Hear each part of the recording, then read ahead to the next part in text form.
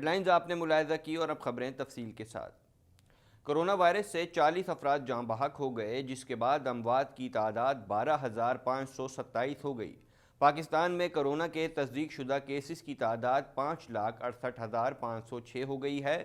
اس حوالے سے مزید جانتے ہیں۔ National command and operation centre کے تازہ ترین اعداد و شمار کے مطابق گزشتہ 24 گھنٹوں کے دوران 1,245 نئے کیسز رپورٹ ہوئے۔ پنجاب میں 1,66,242، سندھ میں 2,55,039، خیبر پختونخوا میں 70,493، بلوچستان میں 18,967، گلگت بلتستان میں 4,947، اسلام آباد میں 43,145، جبکہ آزاد کشمیر میں 9,673 کیسز رپورٹ ہوئے۔ ملک بھر میں اب تک 86,02,515 افراد کے ٹیسٹ کیے گئے۔ گزشتہ 24 گھنٹوں کے دوران 34,754 نئے ٹیسٹ کیے گئے۔ اب تک 5,31,840 مریض صحت یاب ہو چکے ہیں، جبکہ 1,626 مریضوں کی حالت تشویشناک ہے۔ پاکستان میں کورونا سے ایک دن میں 40 افراد جاں بحق ہوئے، جس کے بعد وائرس سے مرنے والوں کی تعداد 12,527 ہو گئی۔ پنجاب میں 5,166، سندھ میں 4,267، خیبر پختونخوا میں 2,020، اسلام آباد میں 488، بلوچستان میں 199، گلگت بلتستان میں 102 اور آزاد کشمیر میں 285 مریض جان سے ہاتھ دھو بیٹھے۔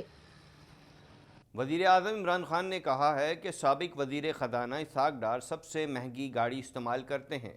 اسحاق ڈار کے والد کی لگتا ہے سائیکل کی نہیں، رولز رائس کی دکان تھی۔ مزید جانتے ہیں اس رپورٹ میں۔ وزیر اعظم عمران خان نے کہا ہے کہ حکمرانوں نے ایسی فضا بنا دی کہ کرپشن بری چیز نہیں رہی۔ ہمیں سب سے زیادہ نقصان کرپشن نے پہنچایا۔ جب وزیر اعظم اور وزراء کرپشن کریں تو ملک تباہ ہو جاتا ہے۔ منی لانڈرنگ کرپشن سے بھی بڑا جرم ہے۔ ملک تباہ کرتا ہے، ملک تباہ تب ہوتا ہے جب اس کا وزیر اعظم اور اس کے وزیر کرپشن کے دخلو کر دیں، تب ملک تباہ ہوتا ہے۔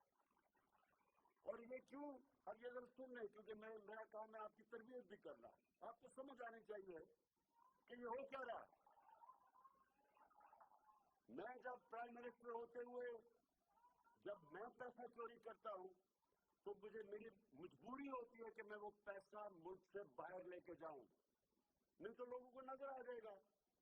اس لیے میں چوری کرتا ہوں۔ پہلا نقصان، اس چوری کے پیسے کو جب میں ملک سے باہر بھیجتا ہوں تو میں اس سے بھی بڑا نقصان کرتا ہوں، جس کو منی لانڈرنگ کہتے ہیں۔ میاں والی میں منعقدہ تقریب سے خطاب کرتے ہوئے وزیر اعظم عمران خان کا مزید کہنا تھا کہ اقامہ لے کر بیرون ملک پیسے بھیجنے سے ملک کمزور ہوتا ہے۔ سابق وزیر خزانہ اسحاق ڈار سب سے مہنگی گاڑی استعمال کرتے ہیں۔ اسحاق ڈار کے باپ کی لگتا ہے سائیکل نہیں، رولز رائس کی دکان تھی۔ عمران خان کا یہ بھی کہنا تھا کہ سیاستدانوں کو خریدنے کے لیے سینٹ الیکشن میں منڈی لگی ہوئی ہے۔ جمہوریت میں بھی کوئی پیسے دے کر آتا ہے، رشوت دے کر سینیٹر بنتا ہے، ارکان کے ووٹ خریدے جاتے ہیں۔ کروڑوں خرچ کر کے سینیٹر بننے والا کیا عوام کی خدمت کرے گا؟ وزیر اعظم نے مزید کہا کہ قوم فیصلہ کن موڑ پر کھڑی ہے۔ ایک طرف قوم، دوسری طرف ڈاکو مافیا کھڑا ہے۔ سیاستدانوں کی قیمتیں لگ رہی ہیں۔ 30 سال سے سیاستدان بک رہے ہیں اور سب جانتے ہیں۔ ہم کہہ رہے ہیں اوپن بیلٹ ہو، دیگر جماعتیں خفیہ بیلٹنگ کا کہہ رہی ہیں۔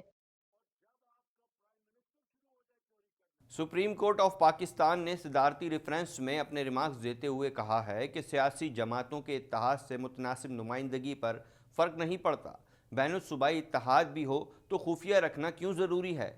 مزید جانتے ہیں اس رپورٹ میں۔ چیف جسٹس آف پاکستان جناب جسٹس گلزار احمد کی سربراہی میں سپریم کورٹ کے 5 رکنی بینچ نے سینٹ انتخابات سے متعلق صدارتی ریفرنس پر سماعت کی۔ وکیل الیکشن کمیشن نے جواب دیا کہ ووٹرز کے لیے ضابطہ اخلاق جمع کروا چکے ہیں۔ پیپلز پارٹی کے رہنما رضا ربانی نے دلائل کا آغاز کرتے ہوئے کہا کہ سینٹ کے قیام کا مقصد تمام صوبوں کی یکساں نمائندگی ہے۔ پارلیمانی نظام میں دونوں ایوان کبھی اتفاق رائے سے نہیں چلتے۔ لازمی نہیں کہ وفاق میں حکومت بنانے والی جماعت کی صوبے میں بھی اکثریت ہو۔ اپوزیشن جماعتوں کے اتحاد سے بھی سینٹ میں نشستوں کا تناسب بدل سکتا ہے۔ متناسب نمائندگی کے نقطے پر تفصیلی موقف دوں گا۔ جسٹس عمر عطا بندیال نے کہا کہ کئی بار سیاسی جماعتیں دوسرے صوبے کی جماعتوں سے بھی ایڈجسٹمنٹ کرتی ہیں۔ بین الصوبائی اتحاد بھی ہو تو خفیہ رکھنا کیوں ضروری ہے؟ رضا ربانی نے کہا کہ متناسب نمائندگی کی عدالت جو تشریح کر رہی ہے وہ آئیڈیل حالات والی ہے۔ سیاسی معاملات کبھی بھی آئیڈیل نہیں ہوتے۔ پنجاب میں تحریک انصاف اور مسلم لیگ ق کا اتحاد ہے۔ پی ٹی آئی نے سینٹ میں ق لیگ کو بھی سینٹ نشست دی ہے۔ عدالت نے صدارتی ریفرنس پر سماعت پیر تک ملتوی کر دی۔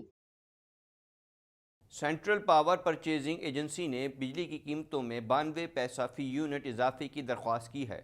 اس سے قبل بھی بجلی کی قیمتوں میں 2 مرتبہ اضافہ کیا جا چکا ہے، इस हवाले से मजीद जानते हैं। वफाकी हुकूमत की जानिब से आवाम पर एक बार फिर बिजली बम गिराने का फैसला कर लिया गया और सेंट्रल पावर परचेजिंग एजेंसी ने नेपरा में दरख्वास्त जमा करवा दी है, जिसके बाद बिजली की कीमतों में 92 पैसे फी यूनिट इजाफे का इम्कान है। सेंट्रल पावर परचेजिंग एजेंसी के मुताबिक बिजली की कीमतों में इजाफा माहाना फ्यूल एडजस्टमेंट की मद में किया जा रहा है। CPPA ने दरख्वास्त की है कि जनवरी में 7 अरब 72 करोड़ यूनिट बिजली पैदा हुई। बिजली की पैदावारी लागत 51 अरब 66 करोड़ रही। बिजली की पैदावार पर फ्यूल लागत का तखमीना ₹5.75 फी यूनिट लगाया गया था। दूसरी तरफ कौमी असेंबली में इजहार ख्याल करते हुए वजीर तवानाई उमर अयूब का कहना है कि माजी की हुकूमतों की नाअहली की वजह से बिजली महंगी हो रही है और अब ये लोग मगरमच्छ के आंसू बहा रहे हैं। कबल अजी पीपल्स पार्टी के रहनुमा राजा परवेज अशरफ ने बिजली की कीमतों में इजाफे के खिलाफ इजहार ख्याल करते हुए कहा कि इमरान खान कहते थे बिजली के बिल ना दो और वो बिल फाड़ देते थे। जब इमरान खान बिल फाड़ते थे तब बिजली का यूनिट 8 रुपए का था, आज 28 रुपए यूनिट है। स्पीकर मुझे बताएं कि मैं बिजली का बिल दूं या ना दूं, ये सवाल आपसे है। साबिक सदर मुमलिकत और पाकिस्तान पीपल्स पार्टी के को चेयरमैन आसिफ अली जरदारी ने साबिक वजीर आज़म और पाकिस्तान मुस्लिम लीग नून के कायद मियां नवाज शरीफ से साबिक वजीर आज़म यूसुफ रज़ा गिलानी की हिमायत हासिल कर ली है।